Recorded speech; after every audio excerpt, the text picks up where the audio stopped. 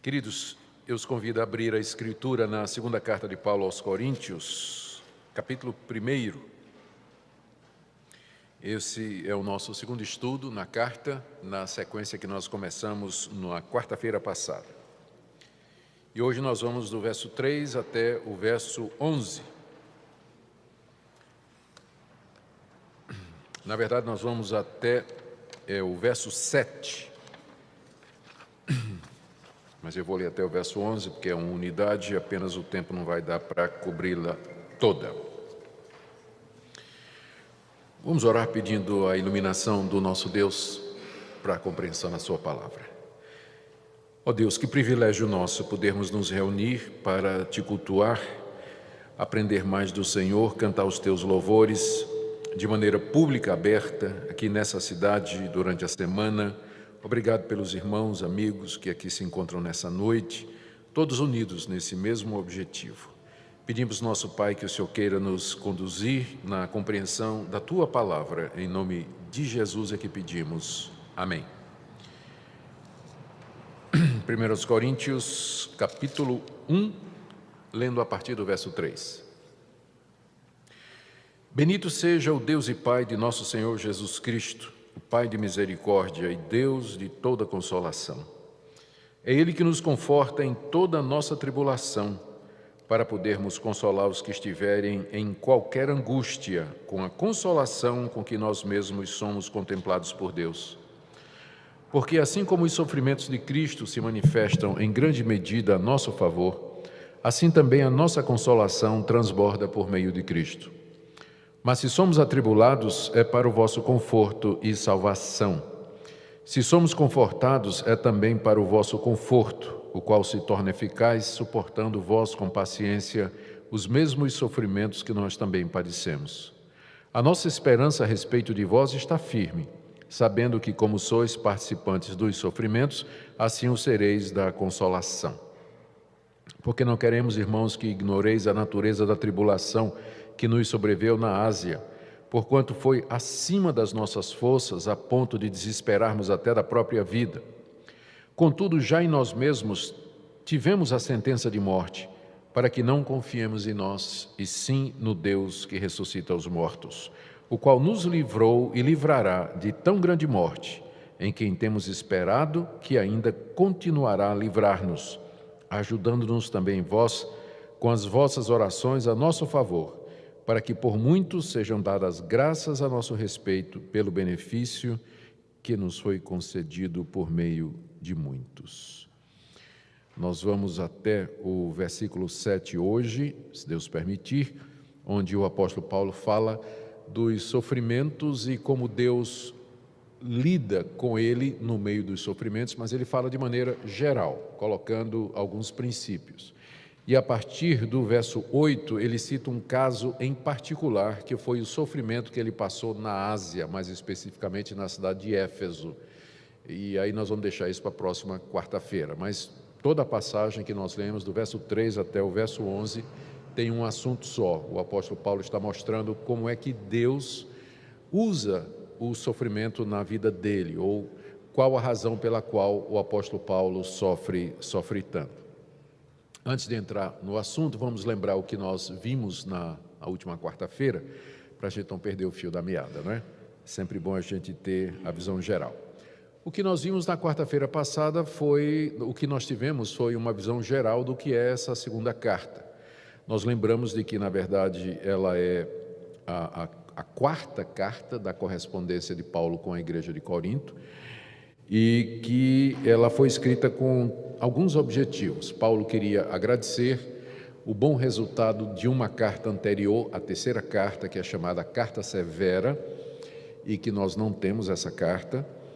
E essa carta ela foi escrita até com rigor da parte de Paulo para corrigir algumas coisas na igreja de Corinto, especialmente o fato de que os coríntios estavam ainda aceitando a influência de falsos apóstolos e mestres na igreja que atacavam o seu ministério, o ministério de Paulo. Paulo então escreve, e a igreja parece que recebeu bem a carta e Paulo escreve para agradecer. Ele tem notícias através de Tito de que a carta produziu efeitos, ele está feliz e grato por isso.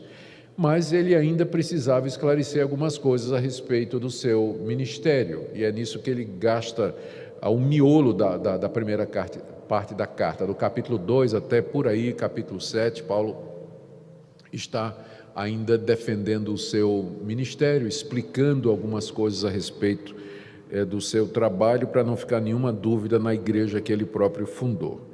E nós vimos também que a partir do capítulo 10 ele ataca com muita veemência aqueles falsos profetas que ainda circulavam naquela região. A mudança de tom é tão grande que alguns estudiosos até acham que capítulo 10 até 13 é parte daquela terceira carta que se perdeu, por conta da severidade dela.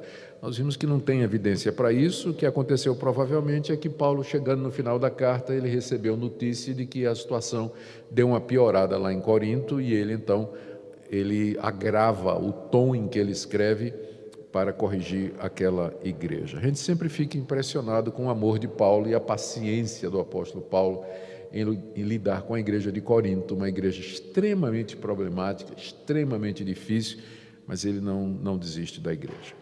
Bom, uma das coisas que os falsos profetas argumentavam contra o ministério de Paulo, de que ele era um falso apóstolo ou um apóstolo meia-boca, era o fato de que Paulo era rejeitado pelos seus próprios contemporâneos, os judeus, e que a vida de Paulo era uma vida de sofrimento. E é verdade. Aonde o apóstolo Paulo passava, ele apanhava, era apedrejado, era preso, era rejeitado. Ou seja, isso servia de motivo para os críticos de Paulo, ou dava motivo para os críticos de Paulo perguntarem se ele era realmente um enviado de Deus, um enviado de Jesus Cristo, porque se ele era, né, por que Deus deixava que o seu embaixador, o seu representante, apanhasse tanto, sofresse tanto, né? Então, os sofrimentos que Paulo enfrentava sempre era uma questão que era levantada com relação à autenticidade do seu ministério. Era um assunto que os falsos apóstolos exploravam demais. Paulo não é apóstolo não, onde ele passa ele apanha, os judeus rejeitam, apedrejam ele, então ele não pode ser um verdadeiro apóstolo de Jesus Cristo. O ponto do apóstolo Paulo, aqui nessa passagem que a gente leu, logo na abertura da carta, e vai ser o mesmo ponto em outras passagens dessa segunda carta, é então explicar a razão pela qual Deus deixava ele sofrer tanto. Ele sabia que as pessoas levantavam essa questão, então ele quer explicar a razão dos sofrimentos dele. Ele faz isso nessa passagem aqui e outras passagens mais adiante. Para a gente entender bem do que é que nós estamos falando aqui, vamos dar uma olhadinha em pelo menos 4 listas que o próprio apóstolo Paulo fez dos sofrimentos que ele enfrentava. A primeira lista está na primeira carta, ele já tinha tocado no assunto na primeira carta, capítulo 1, a partir do capítulo 4, a partir do verso 9. Nessa primeira carta aos Coríntios, que na verdade é a segunda, né? Ele já antecipa, já estava em discussão a questão dos sofrimentos dele. E ele então diz, capítulo 4, a partir do verso 9: porque a mim me parece que Deus nos pôs a nós, os apóstolos, em último lugar, como se fôssemos condenados à morte, porque nos tornamos espetáculo ao mundo, tanto a anjos como a homens. A figura aqui é do Coliseu Romano, onde eram jogados os condenados à morte para espetáculo, né? E Paulo diz, eu tenho para mim que Deus pegou a gente, os apóstolos, como sendo condenados à morte, nos tornamos espetáculo para o mundo. Paulo dizendo assim, eu tenho para mim que eu sou como daqueles condenados a morrerem na boca dos leões em público, né, como motivo de diversão e de chacota. Parece que Deus colocou os apóstolos nessa mesma condição, né? Os apóstolos daquela época, né, porque os de hoje é diferente, mas naquela época os apóstolos eles eram, né, como Paulo diz aqui, como se fôssemos condenados à morte, porque nos tornamos espetáculo ao mundo, tanto anjos como a homens. Nós somos loucos por causa de Cristo. Quer dizer, vocês dizem que nós somos loucos, mas se nós somos, é por conta de Cristo. E vós, sábios em Cristo, note a ironia de Paulo aqui, ele está ironizando, né? Vocês dizem que nós somos loucos e que vocês são sábios. Nós somos fracos e vós fortes, vós nobres e nós desprezíveis. Até a presente hora sofremos fome e nudez, e sede e nudez, somos esbofeteados e não temos moradia certa. E nos afadigamos, trabalhando com as nossas próprias mãos. Quando somos injuriados, bendizemos, quando perseguidos, suportamos, quando caluniados, procuramos conciliação. Até agora temos chegado a ser considerados lixo do mundo, escória de todos. Está aqui a primeira lista que Paulo apresenta na sua correspondência aos Coríntios, dos sofrimentos que ele enfrentava. Aqui nós encontramos fome, sede, nudez, esbofeteado, sem teto, ele era do movimento dos sem teto da época, injuriado, perseguido, caluniado, e ele resume no verso 13, lixo do mundo. Era assim que ele se sentia. E ele diz, não sou eu, mas os demais apóstolos, é assim que nós nos sentimos condenados à morte, como espetáculo e como lixo do mundo. Segunda lista está na segunda carta, no capítulo 6, de 4 a 10. Nós vamos chegar lá, mas eu já vou antecipar.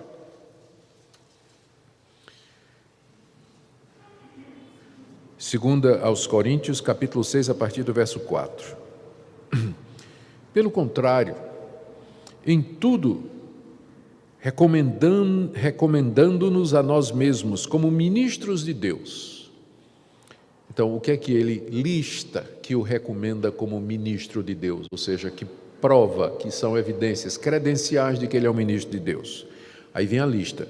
Na muita paciência, nas aflições, nas privações, nas angústias, nos açoites, nas prisões, nos tumultos, nos trabalhos, nas vigílias, nos jejuns, na pureza, no saber, na longanimidade, na bondade, no Espírito Santo, no amor não fingido, na palavra da verdade, no poder de Deus, pelas armas da justiça, quer ofensivas, quer defensivas, por honra e por desonra, por infâmia e boa fama, como enganadores e sendo verdadeiros, como desconhecidos, entretanto bem conhecidos, como se estivéssemos morrendo e contudo eis que vivemos, como castigados, porém não mortos, entristecidos, mas sempre alegres, pobres, mas enriquecendo a muitos, nada tendo, mas possuindo tudo.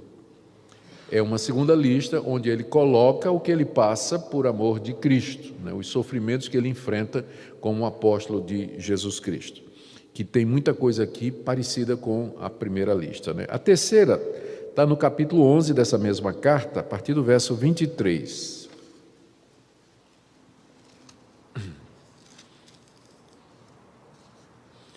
Essa é mais impressionante ainda. A partir do verso 23, ele agora já está brigando com os apóstolos, né? Os falsos apóstolos que estavam em Corinto. Aí ele diz, são ministros de Cristo, esses apóstolos que estão aí? Falo como fora de mim. Eu ainda mais, em trabalho muito mais em prisões, em açoites, sem medida, em perigos de morte muitas vezes. 5 vezes recebi dos judeus uma quarentena de açoites, menos um. Fui 3 vezes fustigado com varas, 1 vez apedrejado, em naufrágio 3 vezes, 1 noite e 1 dia passei na voragem do mar, na ferocidade. Voragem aqui é fome, né? O mar com fome querendo comê-lo e ele escapou, né? 3 vezes. Em jornadas, muitas vezes, em perigos de rios, de morrer afogado, né, na embarcação, em perigos de salteadores, em perigo entre patrícios, em perigo entre gentios, em perigos na cidade, em perigos no deserto, em perigos no mar, em perigos entre falsos irmãos, em trabalhos e fadigas, em vigílias muitas vezes, em fome e nudez, em jejum muitas vezes, em frio nudez, ele menciona agora, além das coisas exteriores, ao que pesa sobre mim diariamente a preocupação com todas as igrejas. Quem enfraquece que também eu não enfraqueça? Quem se escandaliza que eu não me inflame? Se tenho de gloriar-me, gloriar-me-ei no que diz respeito à minha fraqueza. O Deus e Pai do nosso Senhor Jesus Cristo, que é eternamente bendito, sabe que não minto.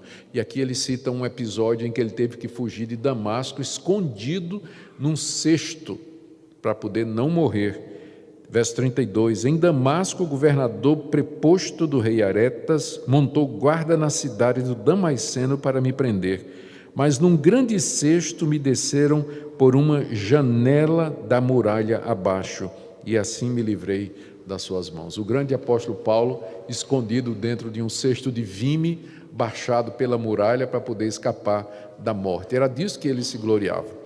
Eu citaria ainda como quarta lista, a mais curtinha, ele menciona apenas uma provação, aí mesmo no capítulo 12, verso 7, quando ele diz: e para que não me ensoberbecesse com a grandeza das revelações, foi-me posto um espinho na carne, que a gente não sabe o que é, um mensageiro de Satanás, para me esbofetear, a fim de que não me exalte.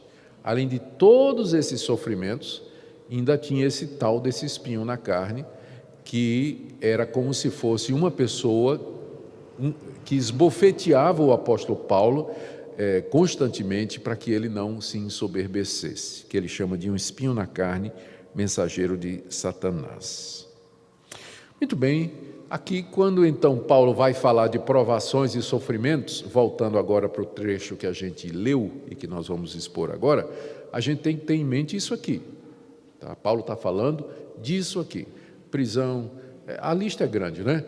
Prisão, apedrejamento, perigo de morrer afogado, passar fome, passar frio, ser preso, ser açoitado. Ele disse que teve uma vez, ele foi açoitado 5 vezes, né? E 40 açoites, e uma vez o Carrasco errou. Ele contou 39, mas ficou quieto. Ele não disse, Carrasco, faltou uma, né? Ele ficou quieto, mas ele contou, foram 40 chibatadas e, na verdade, era esse o castigo que era dado pela lei judaico-romana, não é? Eu creio que é pela lei romana, aliás, que era dado o castigo.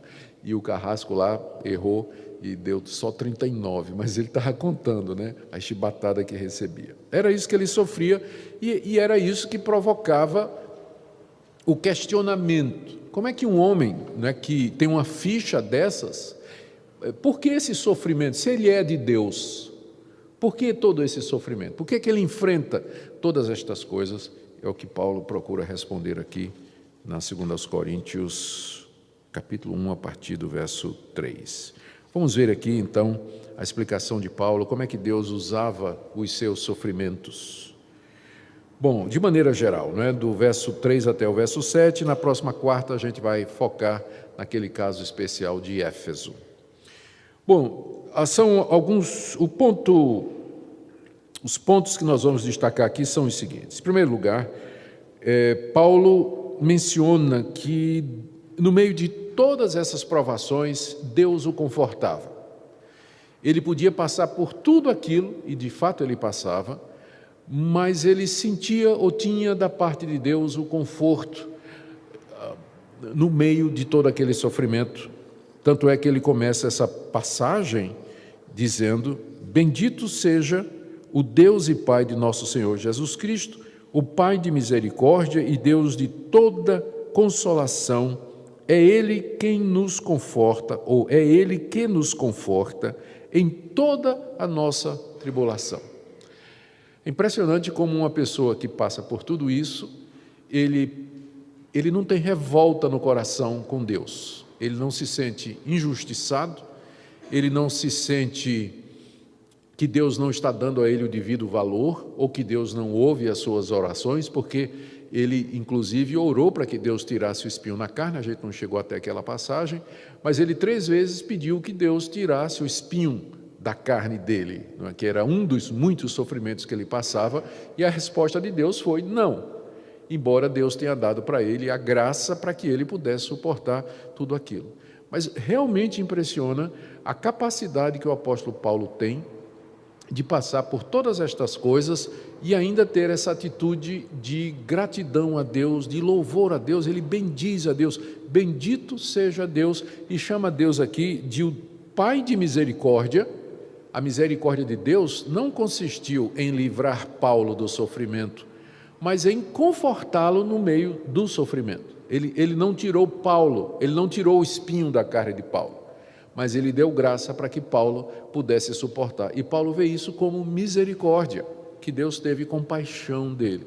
Ele chama Deus aqui o Pai de misericórdias, ou seja, todas as misericórdias são dele, porque ele é o Pai de toda a misericórdia que existe, e ele é também o Deus de toda consolação, todo tipo de consolação vem desse Deus.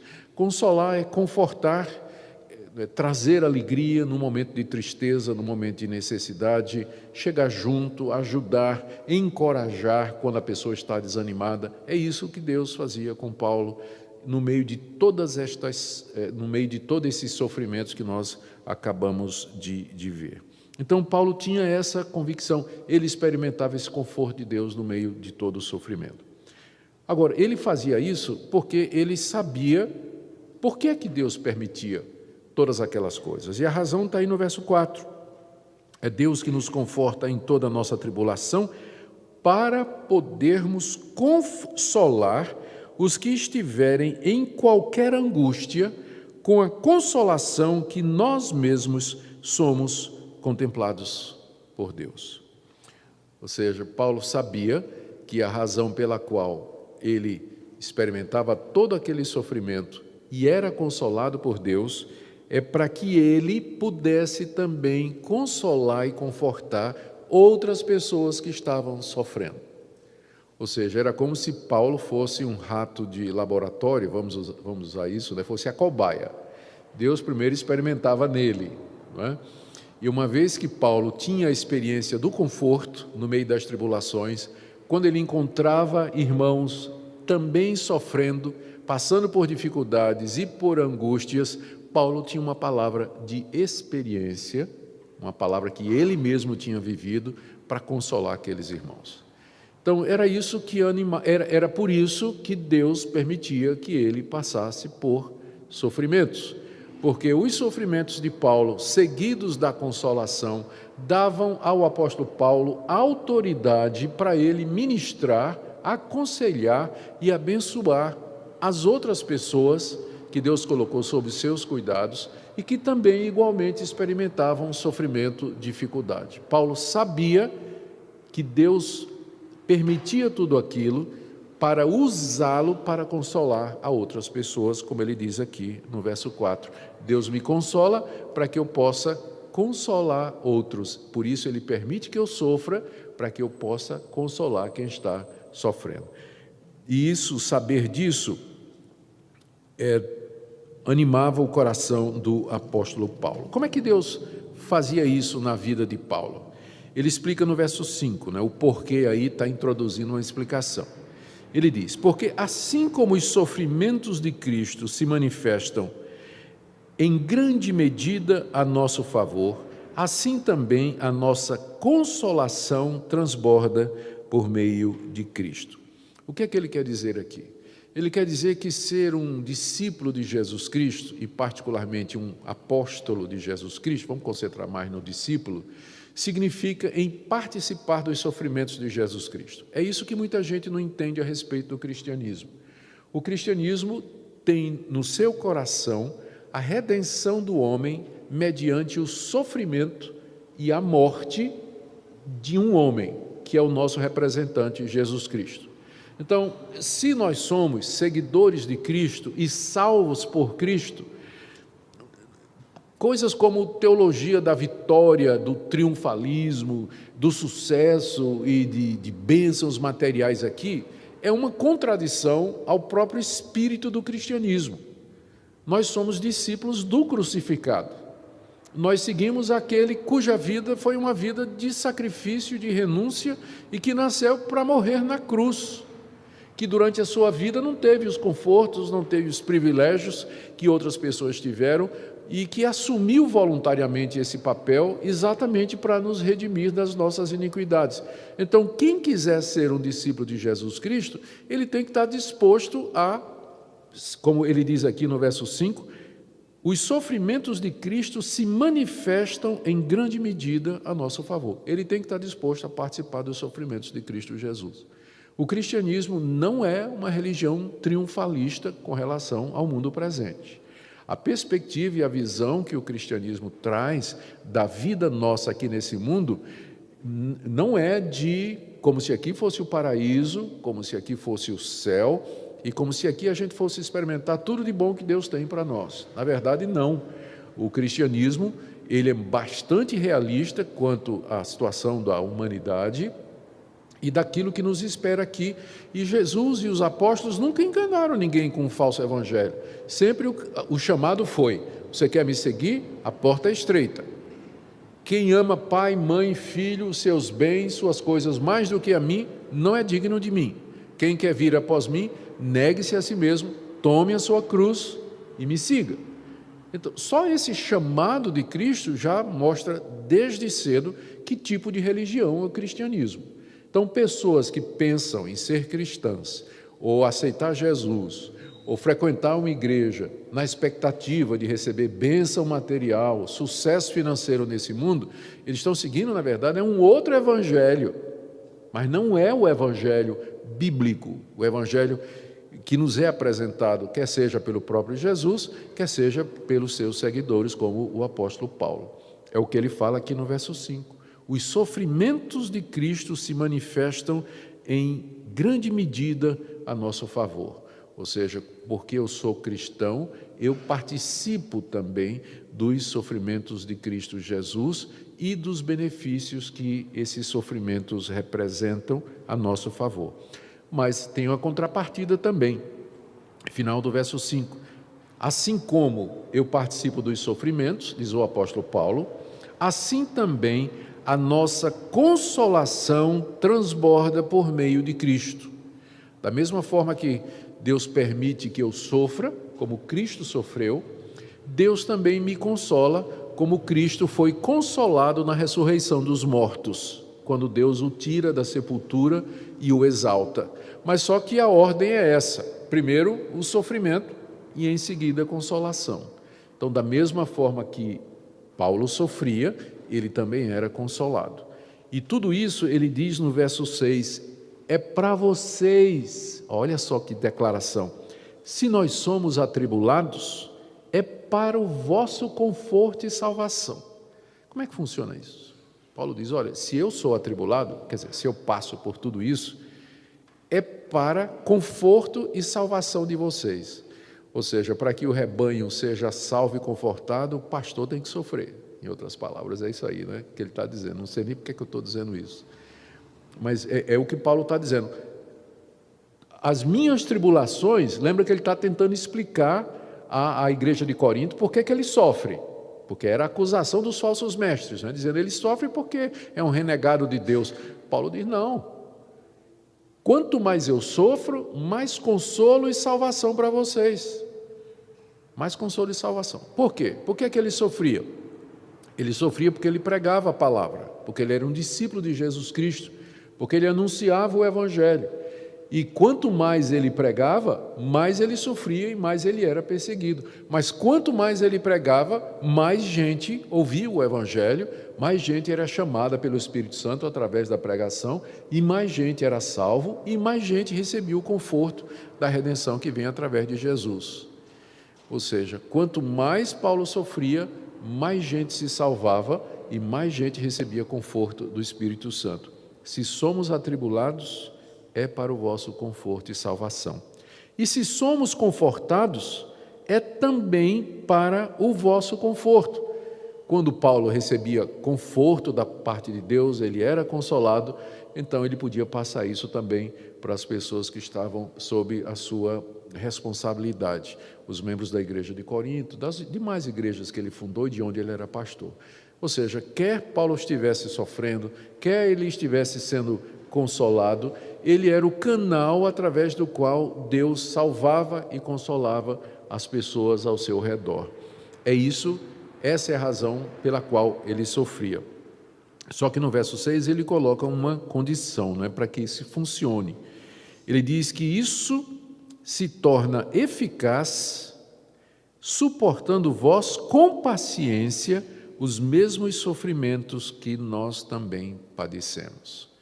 Ou seja, Paulo diz, mas tem uma parte aí que cabe a vocês, que é vocês suportarem com paciência os mesmos sofrimentos que nós suportamos. Se vocês são cristãos, se vocês conhecem a Jesus, são discípulos do Cristo Jesus, e vocês estão vendo esses sofrimentos que eu estou passando por amor do Evangelho, então isso deveria servir de exemplo e estímulo para que vocês suportem com paciência os sofrimentos aqui desse mundo, porque é dessa forma que Deus vai trazer conforto e consolo para vocês. Gente, quando a dificuldade bate, quando o sofrimento chega, a gente se impacienta, a gente questiona Deus, a gente quer achar um atalho ou mesmo brigar com Deus quando não chutar o pau da barraca. Mas o alvo de Deus com o sofrimento é exatamente nos trazer o conforto e a consolação espirituais. Mas isso só vai acontecer se você suporta com paciência, perseverança e resiliência essa provação que vem sobre você.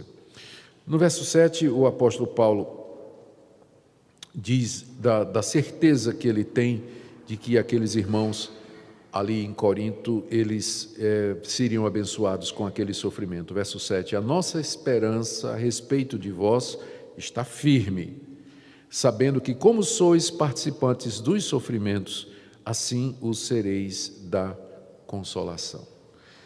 Paulo dizia assim, olha, vocês, eu tenho certeza de que esse processo que eu descrevi, eu sofro e sou consolado para que vocês sejam salvos e consolados, desde que vocês sejam pacientes. Eu tenho certeza que isso está acontecendo com vocês, tenho certeza. Ou seja, sei que vocês participam dos sofrimentos e vocês participam também da consolação. Eu quero trazer 3 aplicações aqui para nós, que eu creio que são importantes. Várias, aliás, mais de 3, na verdade. A primeira delas é que passagens como essas e outras da Escritura, elas nos mostram a verdade a nosso respeito aqui nesse mundo. E servem para destruir qualquer ilusão de que o Evangelho é uma filosofia ou uma religião que tem como objetivo promover o bem-estar dos seus adeptos. E com isso eu estou combatendo a teologia da prosperidade e outras formas de teologia que querem utilizar alguns princípios da Bíblia fora de contexto para dar esperança falsa aos seus seguidores.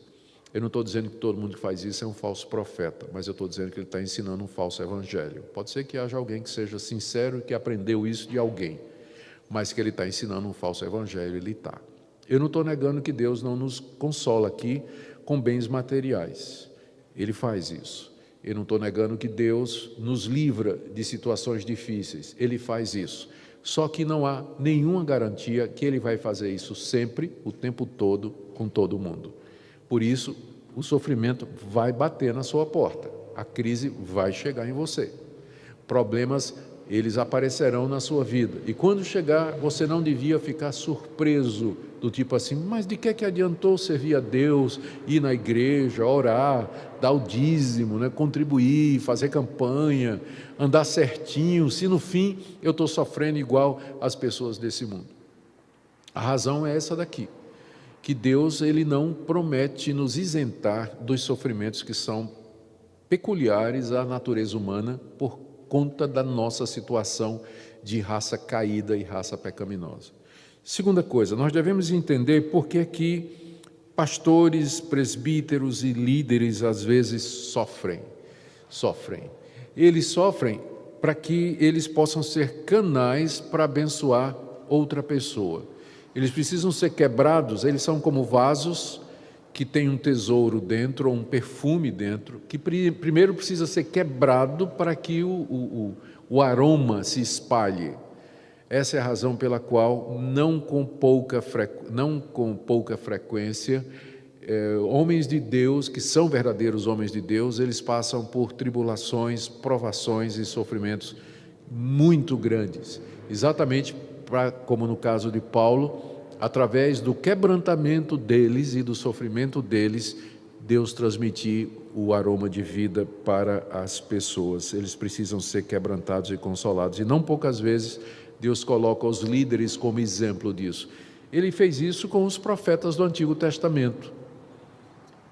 A vida do profeta era um sermão. Deus disse para Isaías andar nu durante um tempo, né? Ainda bem que Deus não faz mais isso hoje. Mas ele mandou o profeta Isaías fazer isso. Ele mandou o profeta Jeremias passar por uma situação de crise. Se não me engano, Oséias teve que casar com uma mulher que era uma prostituta. Então, a vida do líder era um sermão que Deus pregava ao vivo e a cores. Ele não usa mais esse tipo de estratégia, mas o princípio permanece o mesmo. Deus levanta pessoas para abençoar o seu povo, mas a vida daquelas pessoas, para que seja bênção, com frequência tem que passar pelo pilão de Deus, tem que passar por dificuldades, por sofrimentos, para que possa ser uma bênção. E aqui vem então minha terceira lição. Por isso a gente tem que orar por aqueles que Deus colocou na nossa vida, né? Veja que no final, no verso 11, eu vou falar disso a próxima quarta-feira, Paulo termina essa parte pedindo a oração da igreja. Por favor, orem por nós, orem por mim, no meio de todo esse sofrimento, no meio de toda essa dificuldade. Então, nós devíamos orar para que Deus abençoe os pastores, abençoe os líderes, para que eles possam cumprir o seu papel. E, por último, precisamos aprender a ser pacientes quando as provações vierem sobre nós, nos espelhando, como diz a carta de Tiago, né? Tomai como exemplo e como modelo de paciência no sofrimento os profetas, e dá o exemplo de Jó, né? E dá o exemplo de Jó, suportar com paciência os sofrimentos que nos vêm. Vamos orar? Ó Deus, muito obrigado pela sinceridade, franqueza, clareza, transparência da Tua palavra. Obrigado pelo Evangelho simples de Cristo, que desceu da glória, se esvaziou, abriu mão do seu poder, do seu resplendor, se tornou um de nós, assumiu a forma de servo e suportou morte e morte de cruz, para que pudesse nos redimir dos nossos pecados, da nossa culpa e da nossa iniquidade. Senhor Deus, eu quero pedir que o Senhor nos ensine a sofrer, a enfrentar a doença, a calamidade, a catástrofe, o acidente, a perda, como Tu desejas, e nos consola, ó Deus, no meio das nossas aflições, para que nós possamos consolar outras pessoas também, para que nós possamos ajudar as pessoas a perceber a Tua mão no meio desse mundo de dor que nos cerca, nesse vale de lágrimas em que nós vivemos, que é o mundo.